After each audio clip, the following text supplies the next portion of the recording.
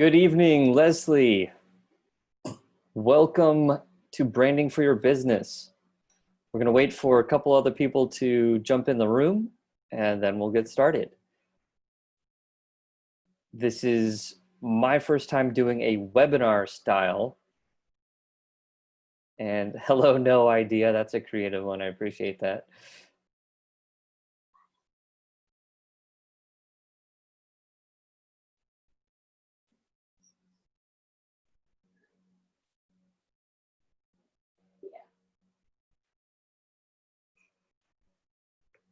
And I would like everyone to find the Q&A button at the bottom of your screen. It says Q&A. And if you go ahead and click that, you are able to ask me questions. And that is something that I really look forward to, because as much as I like hearing myself talk, I really want to hear from all of you so that we can actually have the closest thing to a dialogue as we go through branding your businesses. Because what I really want to do is learn a little bit about what you're working on so that I can adjust my content to better suit you. So if you could, go ahead and either raise your hand, and I'd love for you guys to introduce yourselves, but I will go first. My name is Cole Worley. I am the marketing advisor at the Hispanic Business Center. I've been with them for over 5 years now, and I really love helping small businesses uncover their hidden potential and find new ways that they can attract leads and convert them to customers. And that's what I do in my full-time private business as well. I do everything from creating websites to coming up with new brands, new trademarks. It really depends on what the business needs, because there's no one solution to fit all unique businesses. So I'm here to help you how you need it best. So I would love to hear from our attendees. So if you could raise your hand and I will allow you to talk. All right. Hi, welcome, you're live. Hi, it's Leslie. Hi, Leslie.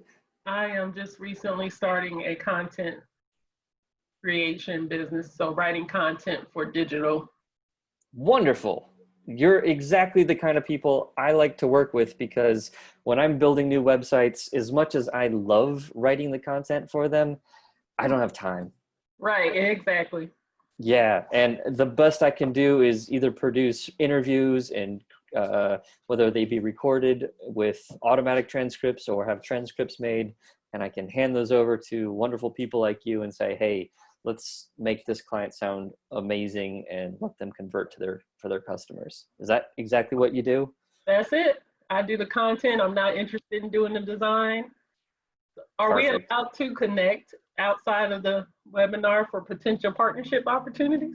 You bet. Now, there's always some, I'm a resource to you as a business, by the way. So Yes. Through the Hispanic Business Center and the Small Business Development Centers of Ohio, I am available to you as a business person in Ohio as a free resource. Yes, sir. That goes for everyone on the call today. And I'm happy to help. And if you want to connect outside of that, I do believe we have to either sign there's some sort of document that we need to go over, just so that we cross all our T's and dot all our I's, because we don't want any competitive issues to come into play. But yes, there's always a right way to handle that, and for sure, I'm definitely interested to learn more about what you do too. I was going to give another person a chance to introduce themselves and tell me a little bit about what you do. I like that their name on Zoom is No Idea, but I'm pretty sure they have more than no idea. Anyway, I'm going to lower your hand and allow others to join. So thank you very much, Leslie. Got it.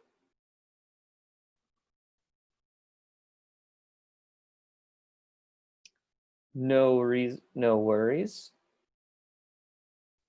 I'm trying to navigate all of the little windows here with, there it is. Hello. Hey there. So what's your Hey, name? my name is Isaac.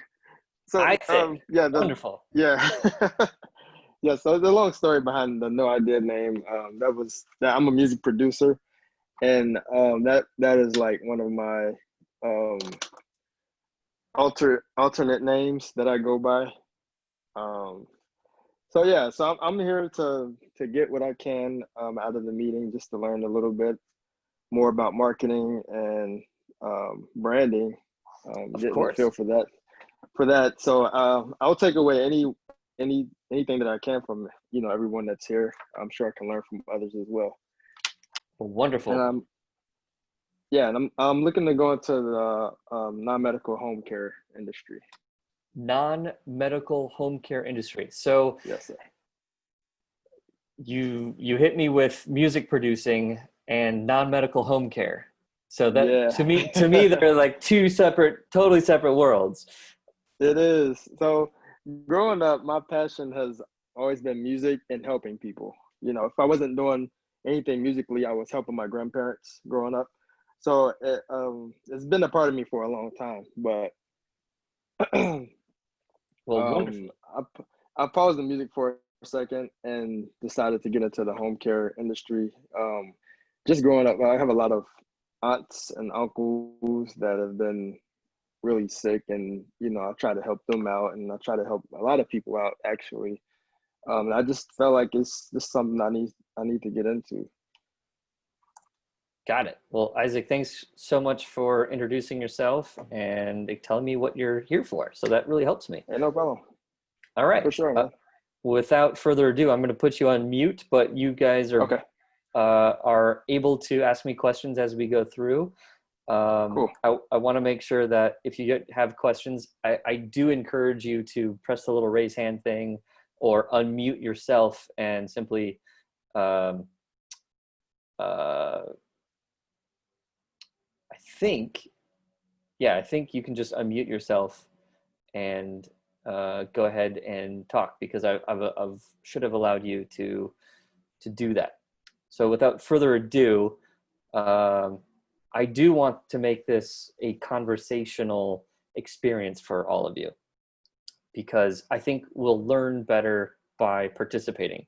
And as much as this is a free resource today, I do think that the more you put in, the more you'll get out. So without further ado, I'm going to try to share my screen over here. And I think I'm not going to press the play slideshow button only because uh, it changes the way I can view the Zoom stuff. So let's see if we get this right.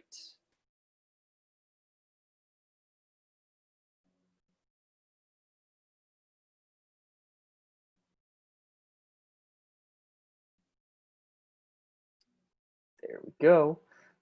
All right. Now, if we do press play, it looks nice and pretty. Oh, good. I still get some of my Zoom stuff. Cool. All right. Now,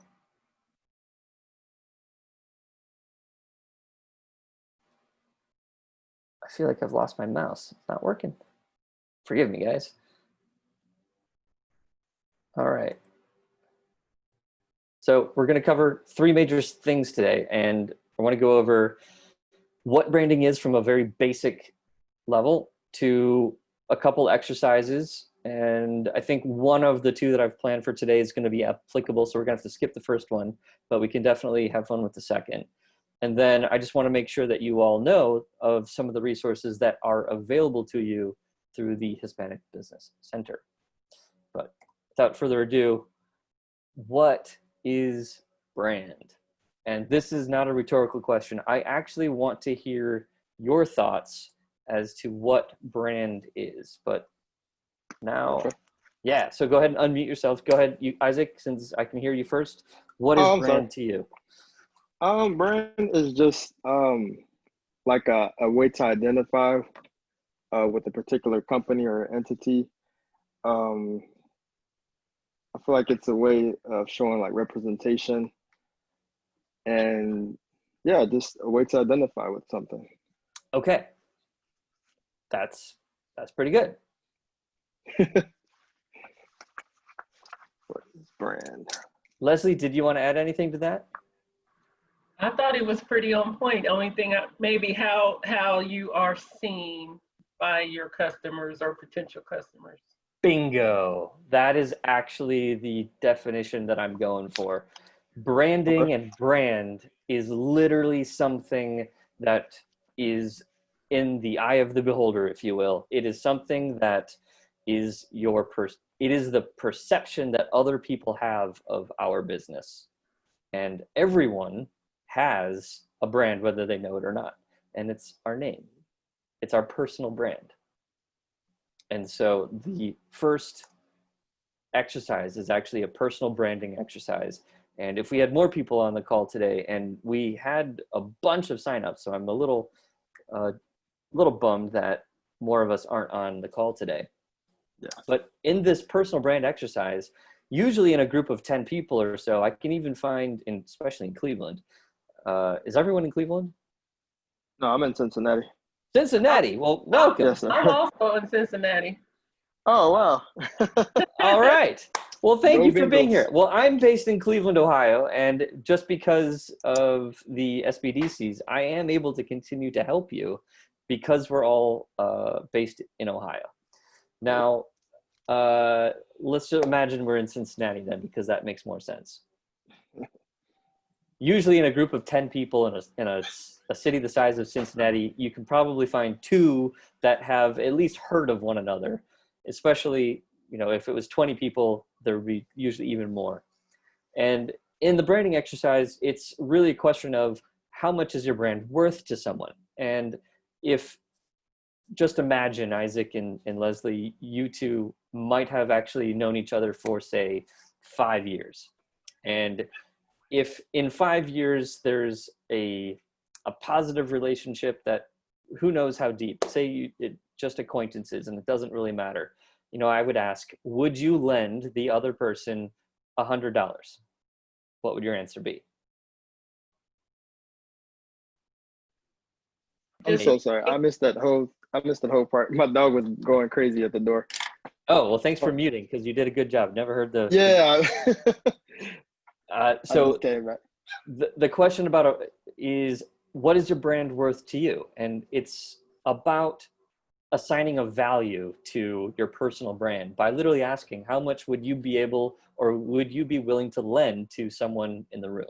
And whether that's someone is an acquaintance, a longtime friend, a business associate, regardless of how you know someone, the amount that you're willing to lend someone at the drop of a hat is a reflection upon the value of their brand.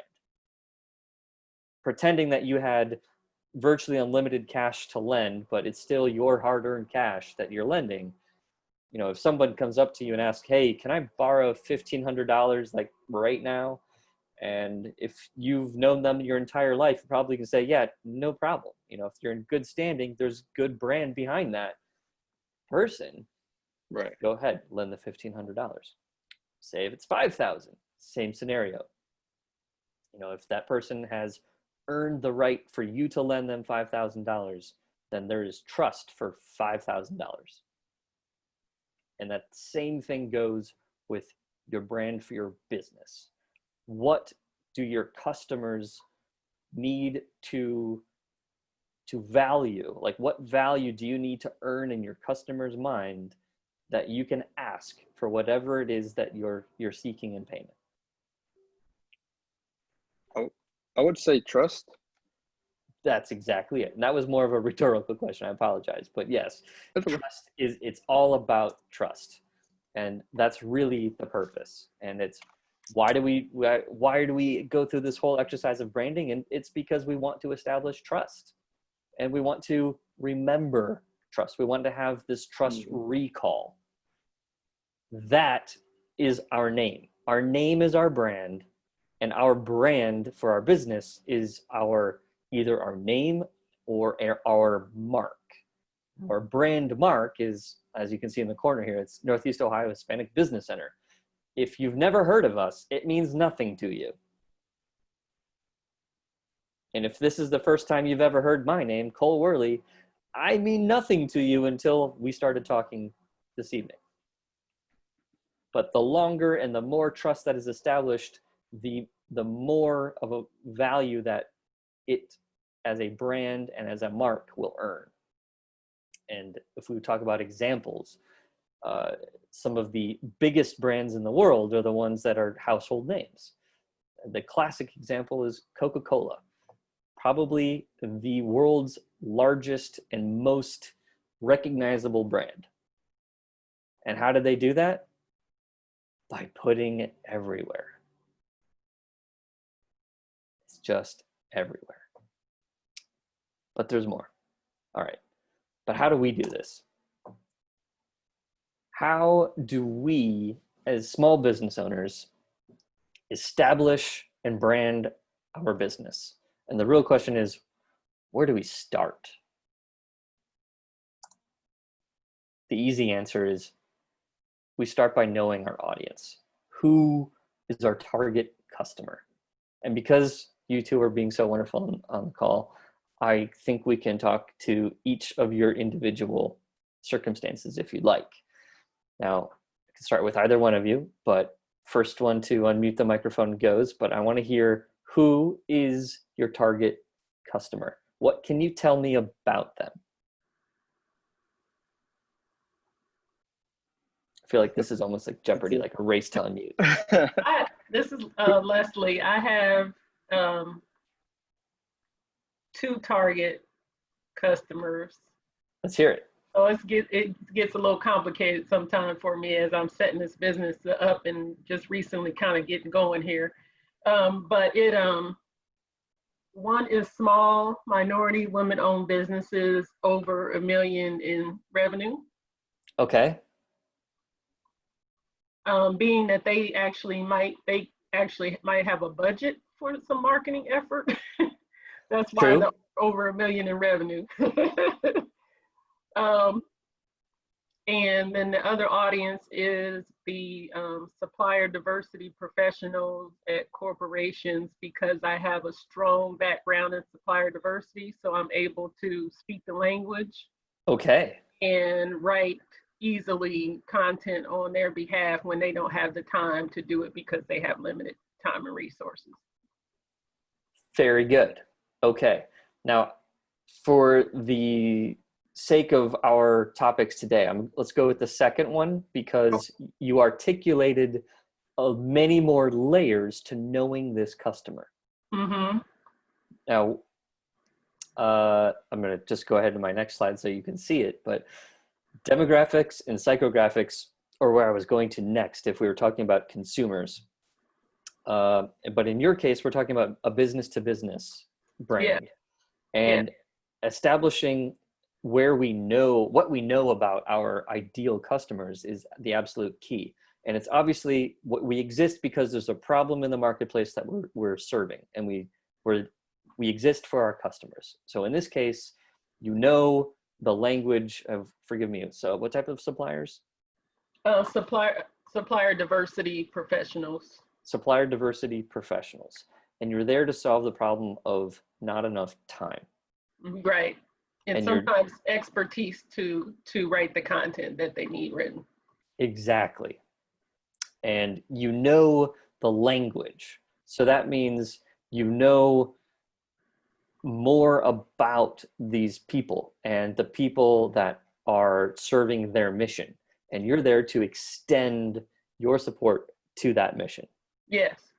So in this case, like what other nuances in that world do you know about where you can identify that's something unique about them, about other companies in this particular market? That's like demographics and psychographics. Well, I put that on the screen, but because it's like the next step in identifying, and you've started to. Um, if we go on, we can look at even further. Mhm. A whole list of ways to start thinking about it. But if you really wanted to wrap that up, it's like, what communities do your target customers identify with, and do they interact with?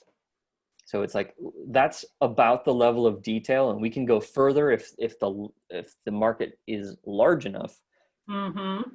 But if our target audience is geographically confined, then sometimes getting too detailed makes the target audience too small. But really, we need to be focusing on a level of detail that serves our purpose of solving problems best. That way we can identify items to address in our branding. Yes. So for Or example, go ahead. when you say items to address, like problems to address or challenges to address? Problems, challenges, what's Okay. important to the people in this place, what do they value in a partner for the skills that you are supplying, what opinions exist Mhm. in that field about third-party writing help. There's so many different ways to guess, and well, educated guess is how I would like to put it, Yeah. uh, where we can describe the situations that affect our ideal customer. Okay. So when that's the headspace that we want to be in, when every time that we're thinking about our customer, we need to be ready to start digging down that level so that we can circle back and think, okay, if my brand stands for quality and timely writing, how can I display that to this target audience? What factors are going to be important to them? Mhm. That's where we're thinking. Okay. Does that help? Yes, it's helping. It's helping. I've always struggled with this brand topic, So branding, particularly for smaller businesses, you know? yeah. And to be perfectly honest, when you're brand new, as a brand new business, and both of you are just getting started in the early phases, technically your brand means nothing. And I don't mean that Right. in a bad way. I'm just trying to be real with you both that Right. it has no value in the marketplace yet. If anything, your personal brand, who you are, your name has the value. Mhm. And that's the value that you want to extend to the business. And you will just by doing what you do. You're right there because I've been reaching out to people that I know in my network that know me in a different role than writing. And they've actually been open without me even demonstrating or asking for any examples or anything. They've been opening up opportunity for me just because my personal brand. Excellent. And I'm really happy to hear that's occurring for you, because that's exactly what I hope for new entrepreneurs. I want to give Isaac a chance to chime in. Isaac, do you want to talk about your ideal customer at all? Yes, I'm thinking along the lines of senior citizens Okay. and also people that may have um, come out of rehab for any certain situations where they may need help getting in and out of the bed, or after surgery, they may need help getting around or doing grocery shopping, running errands, things of that nature. So I would say senior citizens, and also I feel like I might have to target ages 30, because most likely those are caregivers for their parents or grandparents. So I think like right around that age, I might have to target them as well. Yes, I would agree with that. So what I'm hearing is that you can target the senior citizen population that may be seeking help for themselves. Right. And we're talking about temporary rehabilitation help as well. Correct.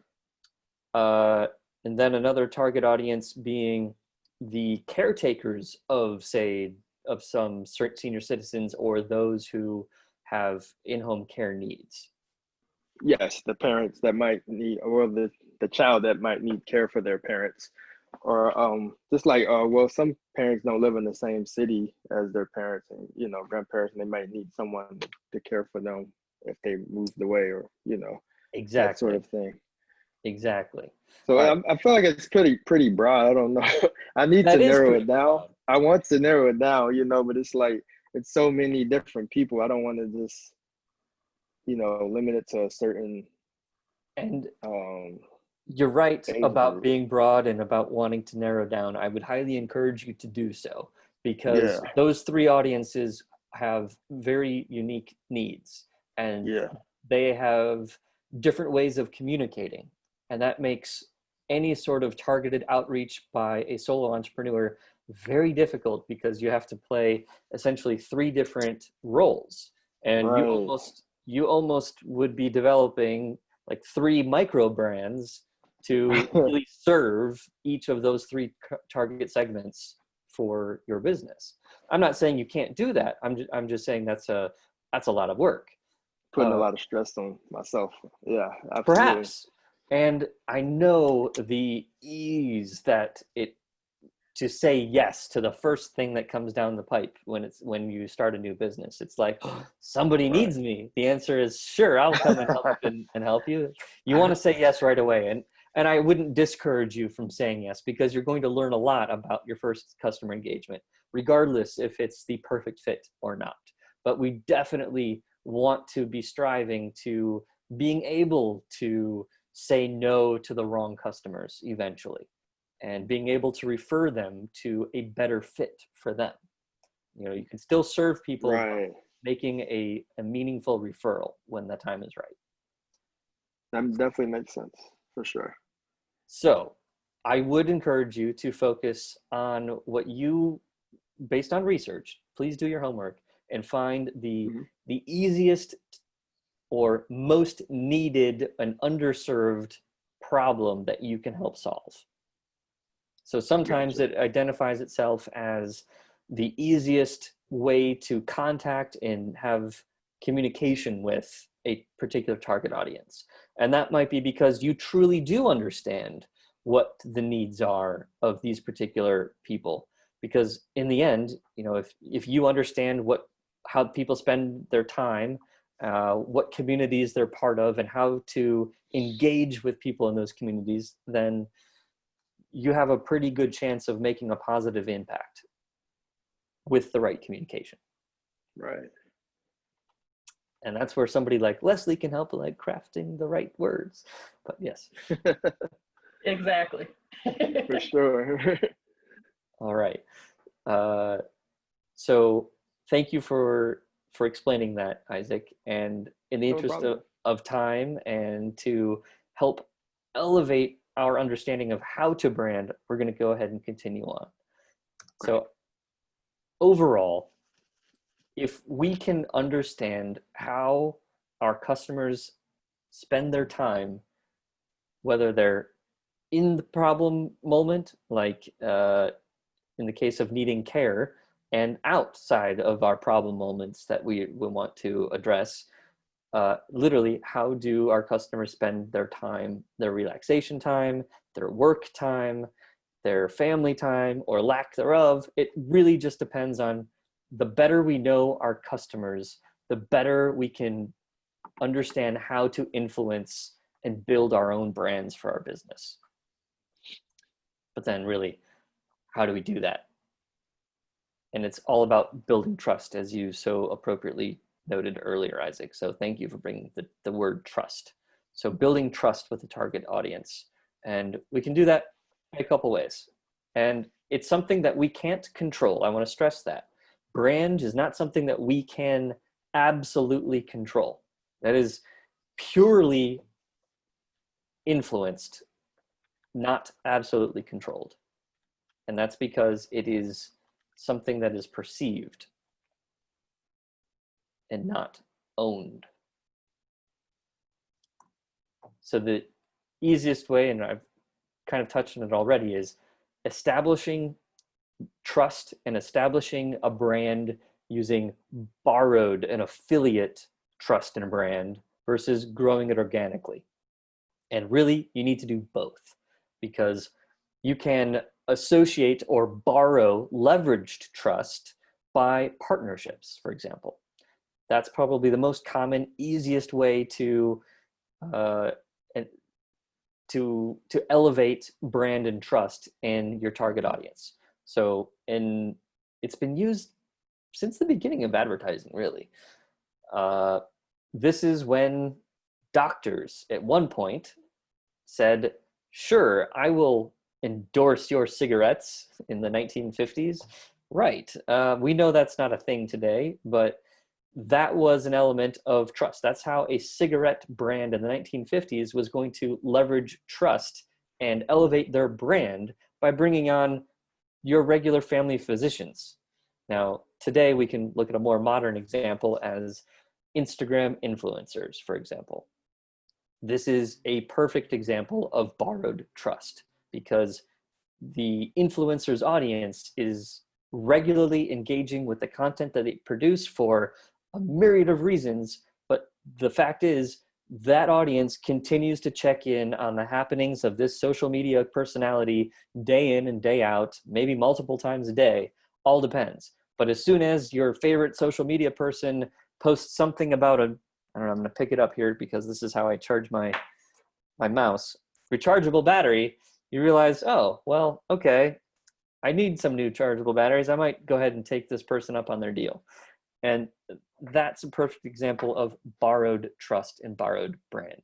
So by partnering with a trusted brand in the target audience's network, you can therefore elevate yourself and provide value to your own business and brand. And then that's the same thing as like celebrity endorsements. You got it. That's exactly the same thing. Yes. And that's another tried and true method of establishing trust in a target audience. And I don't know if you've ever looked at, in particular, Japanese advertising with American celebrities. It's a thing, and it fascinates me because for, I want to say, almost generations now, Japanese culture loves using American celebrities to endorse their products. And those ads will never air in North America just because it seems hokey and unnatural, but it is definitely something that works in the Japanese culture.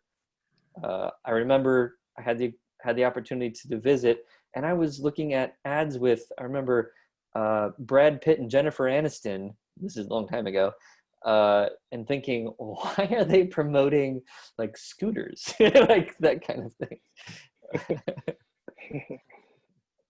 But yeah.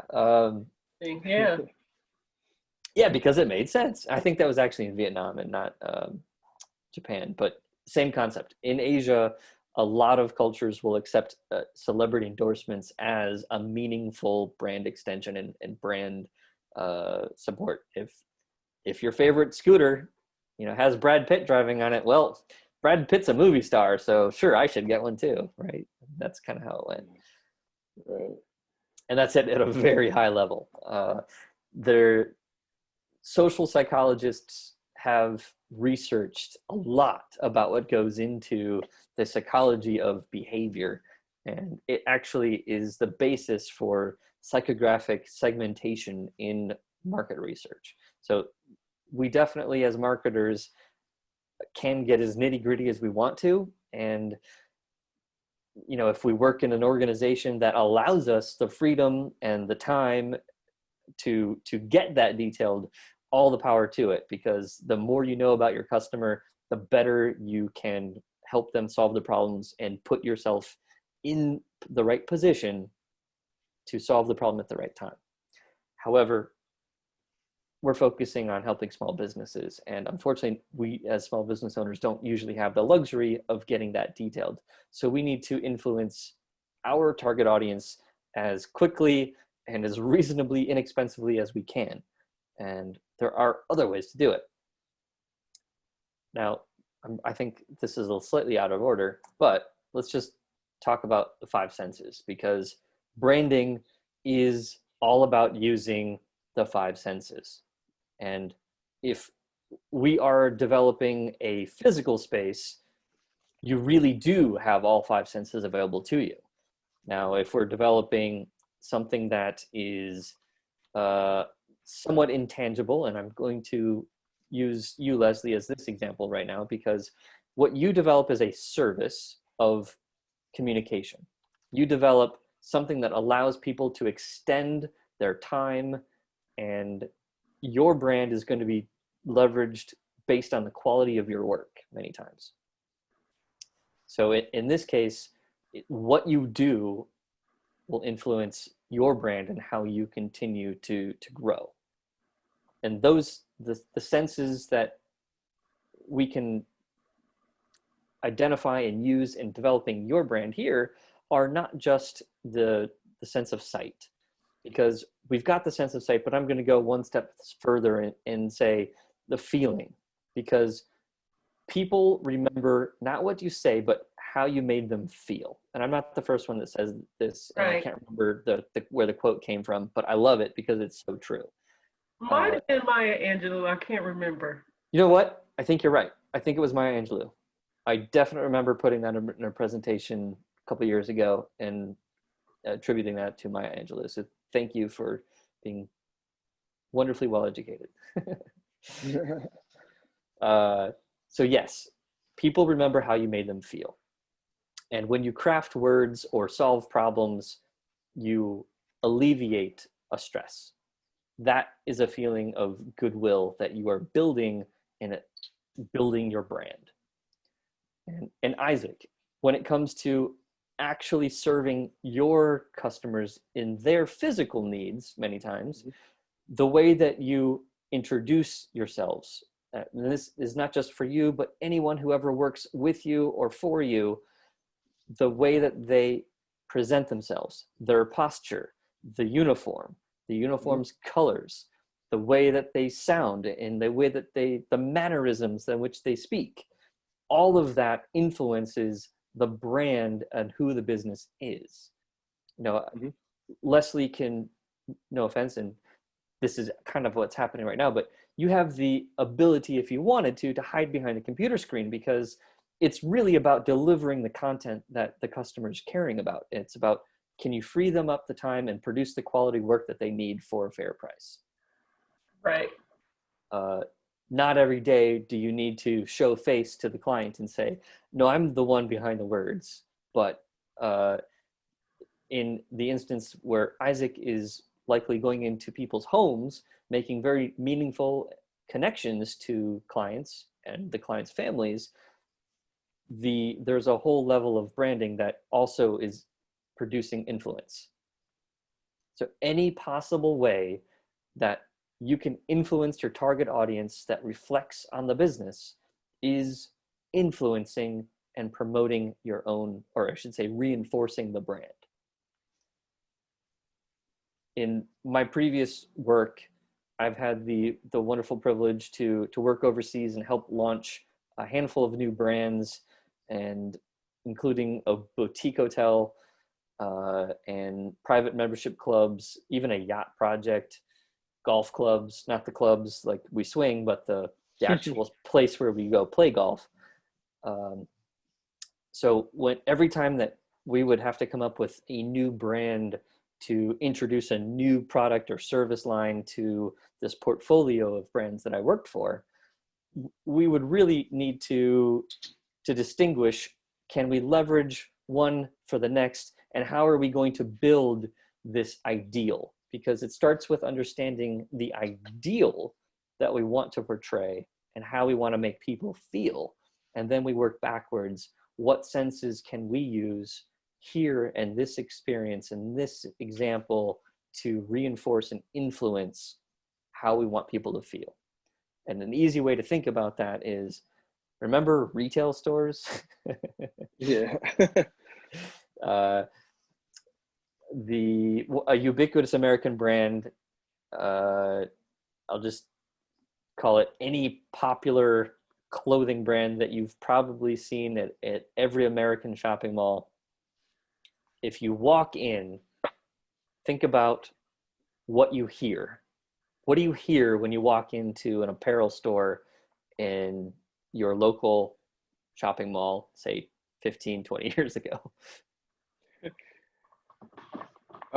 It's usually music, Yep. and you hear, well, the workers will come and ask if they can help assist you with anything.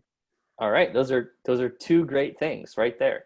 One, the music. I wanted to ask, what do you remember about the music of some of your favorite old stores? So Banana Republic is one Yeah. of my husband's favorite stores, and they have a very, I think, distinct brand because the music is I don't know how to describe it, but it's a certain kind of music that they play that you don't hear in other stores. There you go. That's enough to make them unique, and it reinforces their brand. Mm. For me, I remember, I personally didn't like it very much, but their branding was so good, I can't forget it. But Abercrombie and Fitch is what's on my mind at the moment. Mm-hmm. And I remember I would walk into a store and instantly I heard what my grandmother used to call insistent music, right? A music with a beat that was Oh relatively yeah. quick. Okay. And I thought my grandmother had a good way of explaining that feeling. It's like, all right, it makes you want to keep a pace, right? Anyway, Yeah. that's a sound. So whatever sound is a great way to differentiate and influence and reinforce your brand. The other thing I noticed when I would walk into one of these retail stores, and it was the smell. Do you remember Yeah. what the stores would smell like? Yeah. Well, Abercrombie and Fitch. How you say it? Fitch. Fitch, Abercrombie is usually the hard word. It's okay. Yeah, yeah. But I would walk in the mall, and when you walk past, I don't know if they spray a fragrance or a cologne or something, but every time I walk past that store, the smell would come out of the store, and it was like a fragrance. I don't know what it was though. That you're completely right. That store extended their brand into fragrance. They actually had store aroma sprays that would just they would just So that, I mist. mean, it's strong, yeah. Mm-hmm. And I think it it's very started by inviting. So right, and it's different than the colognes and perfumes that they would actually sell. Ironically enough, I think right, it started with actually spraying colognes or perfumes, but it evolved into they just had their own scent. that's amazing. And you don't And really catch stores that sell clothing doing things like that. you know, you'd be surprised. You don't catch them, correct? If they do it well, it just Right. is. Right. Yeah. We don't know that that's a strategy, but it is. It is a strategy, and it is a thing. Mhm. So let's continue to imagine here. Let's go back to Banana Republic. I have an older sister who actually worked for that company for 16 years. So I also Wow. would visit that store quite a bit, and the family discount was amazing. Uh, so I can identify with both of these, but um, we had the sound, we had the scent, and the scent in Banana Republic, it wasn't of somewhat of the scent of Banana Republic, but all of their clothes had a distinctive like aroma to them. They didn't smell like factory, but it wasn't far off, if you know what I mean. Like it wasn't a bad smell. It was almost like a leather factory smell, if I remember correctly. Yeah, I don't have a smell. I can't remember the smell associated with it. Well, maybe a Banana Republic will be open sometime soon again, and you'll walk in, you're like, oh, there is a smell to this Oh, place. they're open. Yeah, they're open. Oh, they are? Okay. I honestly haven't been to a retail store in quite a while. I'm sitting here at my home office broadcasting today, but let's see what else. Um, so some places, particularly grocery stores, will and any food service place will want to influence you with taste. What will they have available to you to taste? Like a free sample. That's a way to influence there beyond sight. Mm-hmm. Touch is huge in the hospitality world. Any restaurant, hotel, bar, service industry establishment is going to very, very much focus on touch. That means the chairs, the materials, the tabletops, the linens or lack thereof, the tactile feel of things that customers will touch will reinforce and influence the brand. In hotels, this was huge because not only did we have to make sure that everything smelled pleasant, that the music was appropriate, but we had to make sure that the linens were of the expectation or beyond the expectation of the guest. The handles for the faucets, you could never skimp on a faucet because number one, it had to be reliable and not serviced after every guest, but that reinforced everything the brand stood for. If you can imagine, every decision for every piece of physical item that people would touch reinforced the brand. Now that doesn't mean that we had to focus on what the walls felt like because people don't really touch the walls. You could save money by not putting the same level of care in tactile feel into what a wall felt like, but the way that a door would close was a big deal. And think about cars, for example. Cars are a good example of what it feels like to have a tactile difference between brands. The feeling, if you're comparing two different luxury class vehicles, the feeling of a Lexus door closed to, say, a BMW or a Mercedes, each one of them has a different feel. But that doesn't mean that between a Honda and a Toyota, there isn't a different feel. There is. And that's something that the brand and the engineers actually work on engineering to be consistent, is what does it sound like when the door closes? The little handles above your head in a car, the grab bars, how they recess. Do they just spring back and make a noise, or are they just quiet? What is important for their ideal customer, the driver of those vehicles? What do they care about? Is it about distractions? Is it about convenience? Is it important at all? It just depends. There's no wrong answer. It's just, what does the customer value? We've kind of gone through our little let's imagine exercise of imagining what it was like to shop at a retail store. But the original one that I usually do in these presentations is going to a beachside resort. If you wanted to imagine your most ideal beach getaway, what would make you remember it? And it's about, what does it smell like when you walk into the lobby? What do you hear? Do you feel anything as you walk in? How are you treated? What do you see? Those are the elements that really influence the brand. And it's hard doing hotel branding because there are so many hotels. And when you work with just one, how do you make the one experience memorable and reinforce who and what you are and build value with every customer? That's the challenge. And it can be done. And it's just a matter of really knowing your customer and what they value and how they spend their time so that you can influence them with the right colors, the right sounds, the right materials, and just doing the job that they ask you to do by not just meeting expectations, but selectively exceeding them. That all influences who you are and what you do, because in the end, your brand is about building trust, and your logo is about trust recall. A logo has no value until people start to see it and recognize it, and then you build value in the logo itself.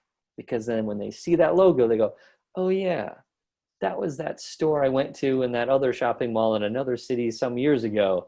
I remember it was a good experience. I felt good there. And that's all they need, is I remember I felt good there.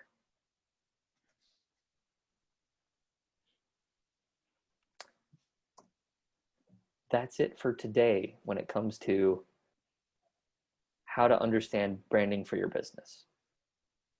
Because there's really no way I can look at a room full of people and say, here's how you improve your brand.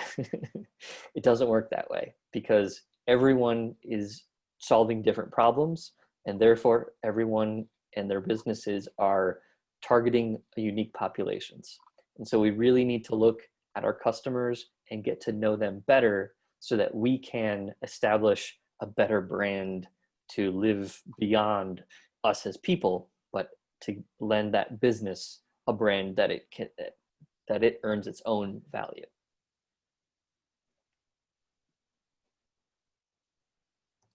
And I'm going to leave it open for questions right now. Do any of you two have any questions for me?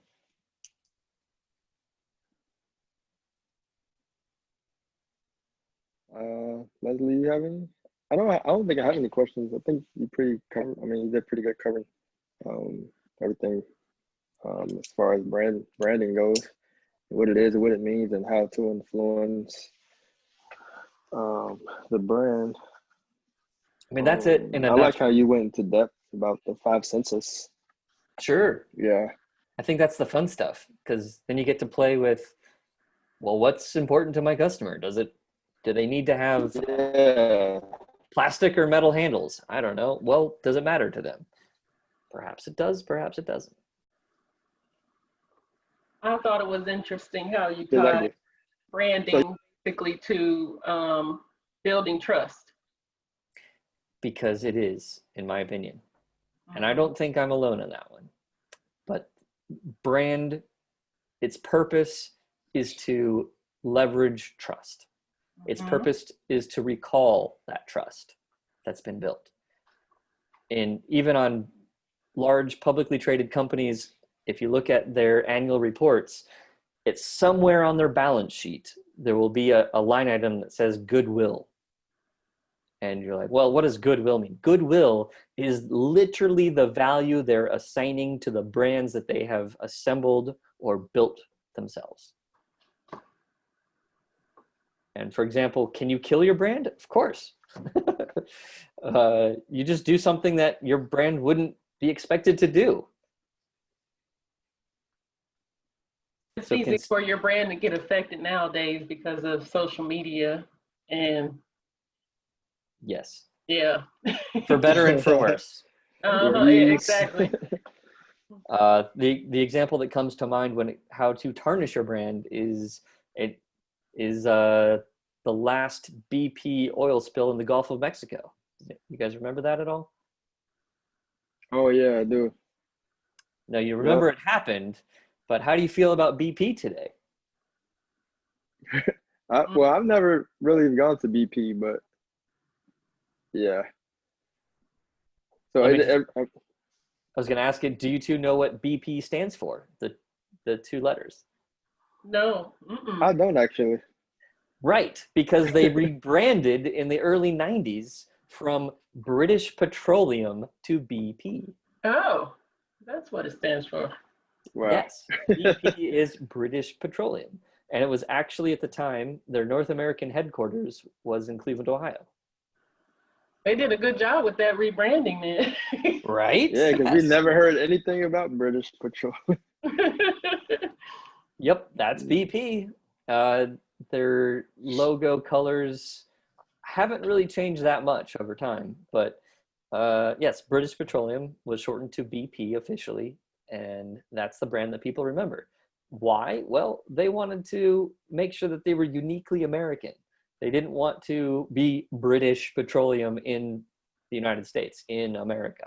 And I think that makes a lot of sense, because why should we be buying British Petroleum when we fought a Revolutionary War to say we don't need you anymore, Britain? Like, there's still some sentiment Exactly. there. For sure. So yeah, that's a branding pivot, a branding change. And yes, so British Petroleum is still a thing. They're one of the world's largest oil companies. Whether you like big oil or not, they messed up in the Gulf of Mexico, and they spent a lot of money and effort trying to revive a tarnished brand image. Mm-hmm. So whether you frequent a BP station or not today, and to fuel your fuel powered vehicle, that's obviously your choice, but most people just choose whichever's closer.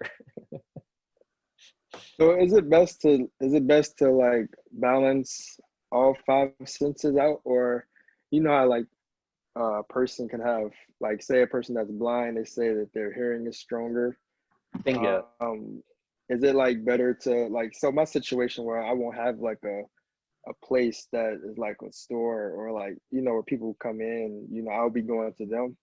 So is it like Correct. a sense that I should be stronger in? Interesting. But you're totally right about, should I prioritize? And the answer is yes. Every brand needs to prioritize what senses they should be influencing first or foremost. Okay. Yes, there's always an answer to that.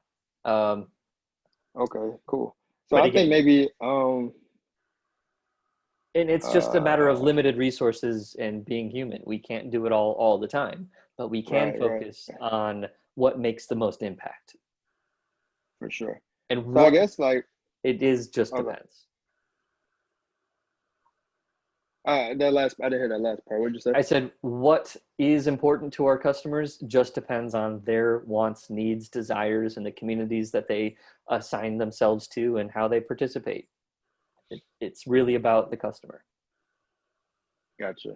So in your case, if you niche down and say, I'm helping physically impaired people perform better in their own homes, then you can say the way that they are, that way that you can help influence your brand is perhaps to always be 5 minutes early, to always Gotcha. have, you know, an example here, like a firm handshake. So if you want to be thought of as reliable, then you have a firm grip. If you physically have to move people, then you're Right. physically moving them with a firm grip. Gotcha. Yeah, I like how that ties together. And that's Yeah, all part for of sure. influencing the brand. Right. And is professionalism important to your customer? It usually Mm-hmm. is. So what embodies professionalism? You know, what does our society think of professionalism? Is the way they act? Is it the way they look? Those are just questions. So Right. instead of reinventing the perception, many times it's easier as a brand and a business to meet those expectations when appropriate. Obviously, not everything works, but the whole point is to make the right choices for you in the business. Right. That totally makes sense. You know, it might be a choice between, do I go for a collared shirt or a t-shirt? Well, what would be considered the more professional choice to your customers? What's more appropriate to them? Maybe it's the collared shirt. Does it need to be a polo or a button down? That might not matter so much.